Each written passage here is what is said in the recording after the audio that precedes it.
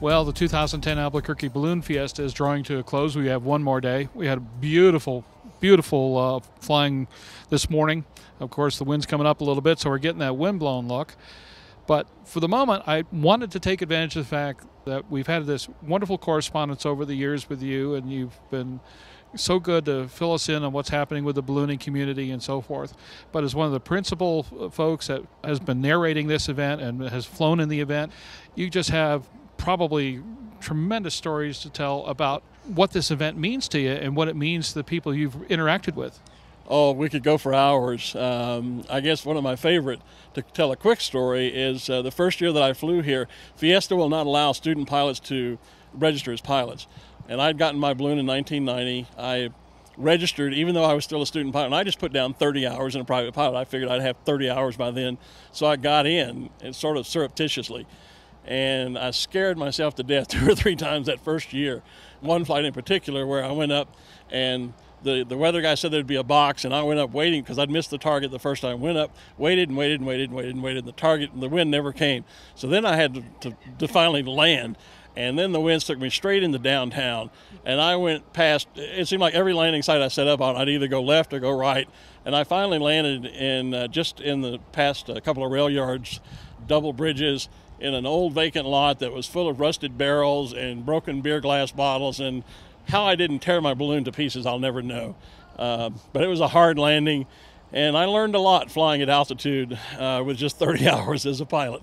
This is a challenging place to fly. Indeed.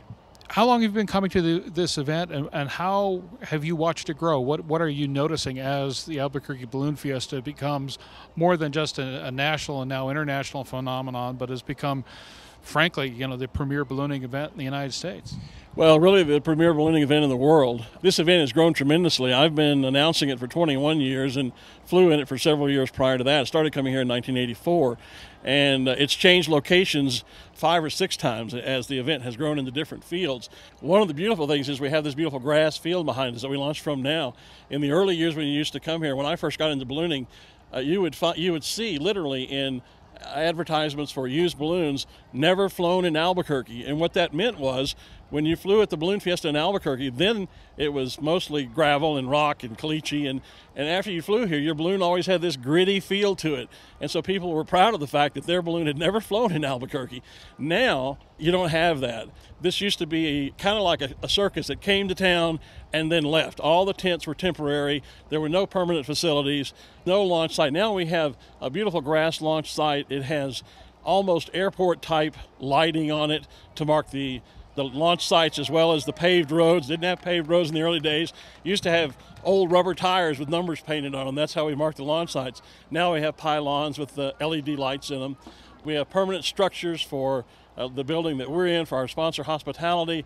We have an incredible array of picnic tables. We have shuttles for people to take them up and down the mile of souvenir area that we have. All of that is amazing when you look back at the very early years, because it was like a 3-ring circus. We set up, we're here for 9 days, and then tore down, and nobody knew Fiesta ever come to town. Integra Release 9 sets a new standard with the easiest to use pilot interface in all of general aviation. Access to any of Release 9's powerful capabilities is as simple as pressing the desired bidirectional page key. Pressing the same key in a desired direction navigates to the clearly labeled tabs with no more guessing as to what a given pilot input would do. Avidyne's Integra Release 9 is the next generation in fully integrated flight deck technology, and the easiest to use page and tab user interface is just one of the many benefits designed to make your flying easier and safer. What sticks in your mind this year is wow? Goodness, that's a tough question, Jim. I think just the quality of the morning flights, because the weather forecast all week kept saying, oh no, oh no, oh no.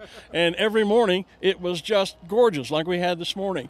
We had some problems in the evenings, but just the quality of the morning flights and how good they were has just been amazing. We had a couple of box situations with the Albuquerque box. We didn't have as good a competition as we sometimes have because the winds were really variable this year, but that made it all the more challenging.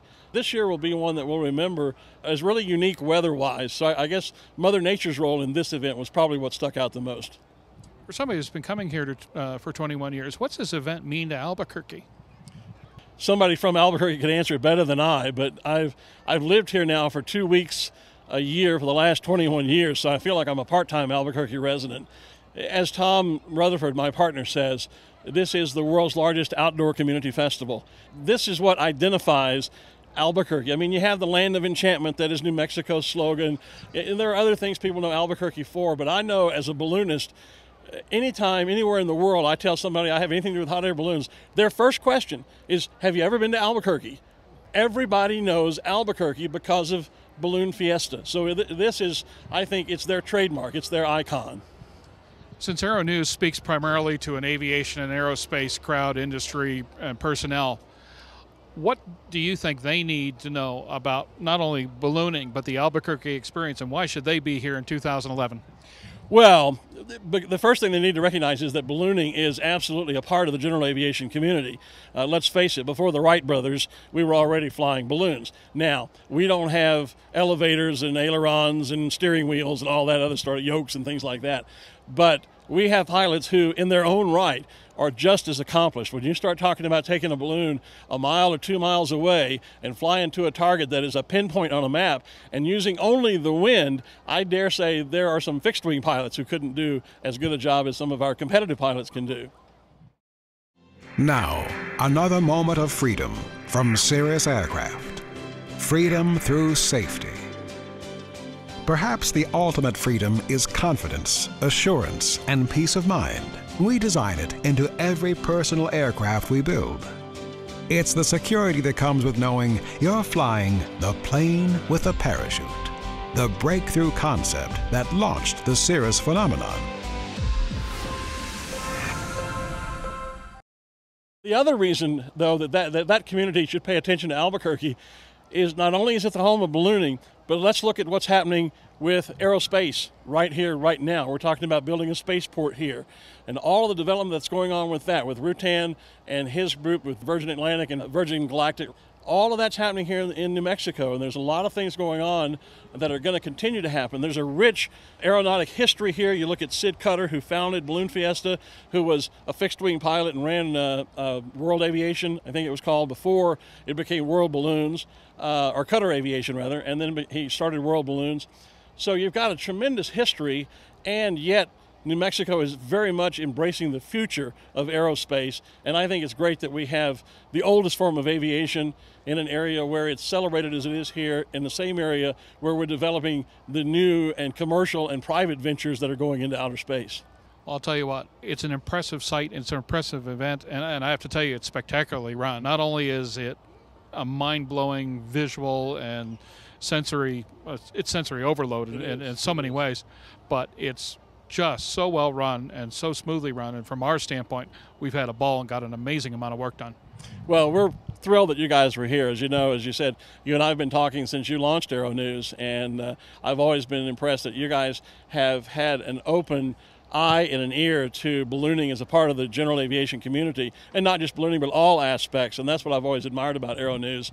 And so to have you guys here brings a new level of recognition to this event, and I know that through the exposure we'll get through you, it's going to take ballooning to another platform, and I just think there's some great things to be done in the future between Balloon Fiesta, the sport of ballooning, and Aero-News as well. I think we're going to make a great team.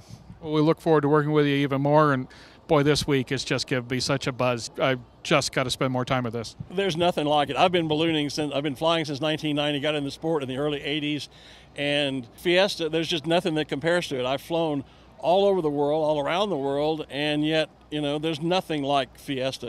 As you said, it's sensory overload. Your brain just kind of goes, duh, and you just kind of gaga watching balloons fly.